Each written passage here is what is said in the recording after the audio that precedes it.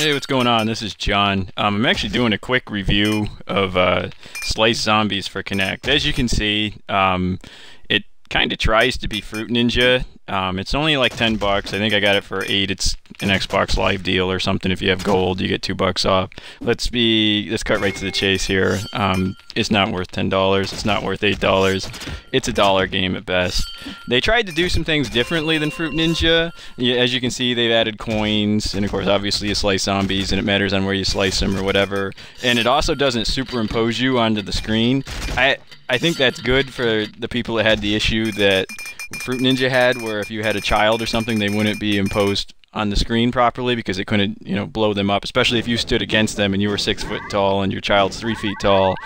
The Kinect really didn't know what to do. In this case, it doesn't change your size at all. It doesn't scale you. You actually have to stand pretty close to the Kinect sensor to get the Fruit Ninja-like experience. Another big difference is there's a lot of unlockables. As you unlock, you can add challenge to the game. You have bombs, you have various items that can hurt you, and then you have score multipliers plus additional zombies. And then, of course, you have the things like what Fruit Ninja had, where you can make the, your slice change colors or whatever, and what the backdrop, what have you. Let's be honest, the backdrops aren't very impressive. The graphics in general aren't very impressive. I mean, it doesn't really matter for a Kinect game, but there's some things that are really amateurish. For instance, when you're in the store and you're close to your hand, you go to scale something, like to scroll up and down. Well, it does work when you close your hand, and that's how you grab it and you scroll. But the problem is, as you can see, the icon doesn't change. So that's kind of just one sort of amateurish thing you wouldn't expect in most Kinect games, especially for the Xbox One. The leaderboard doesn't work as of right now, but this is the day it came out, so don't get too upset about that. And as you can see right there, it added the challenge of the bomb, so the first time you do it, it gets a little harder. And the reason they did this is absolutely no multiplayer, and there's only really one mode. So you basically are scaling an experience to make the game, tailored towards your difficulty. As you get better, it gets more and more challenging, and it kind of tries to be like a regular game with unlockables. But the reason they had to do it is because there's literally no content. There's no multiplayer, and it's just the same mode over and over with just a little bit more difficulty. And you're getting these coins to buy things, and that basically ranks you up to make the game more challenging. Honestly, all it's doing is artificially extending the playtime of the game. It's not making it a good game. It had it been like $2, yeah, I would recommend it. $5 maybe, that's a real big maybe actually, but $8, it's not worth it.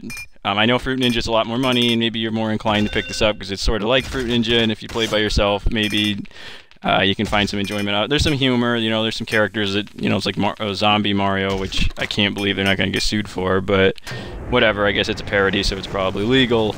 But it's really not that funny. It doesn't have the charm of like Plants vs. Zombies.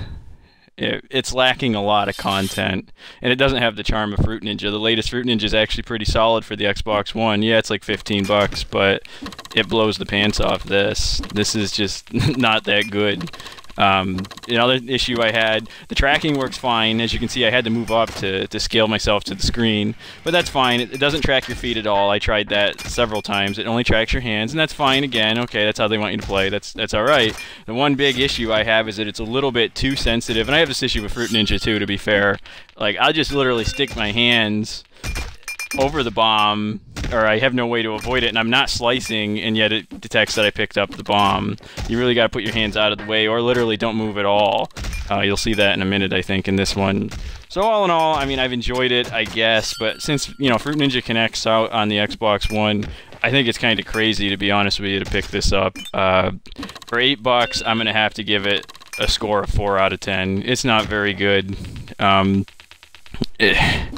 It has some challenge. I think you'd have some enjoyment if you really like Kinect games like I do. I don't hate it. It's really easy to get achievements. I think I've gotten like 400 achievement points in 5 minutes of playing it that I recorded, so you take that for what you will, but to me achievements are worthless if the game's not all that great. Maybe I'm not good at it, I don't know, but I really wouldn't recommend picking this up for more than like a couple bucks. Thanks for watching. This is John.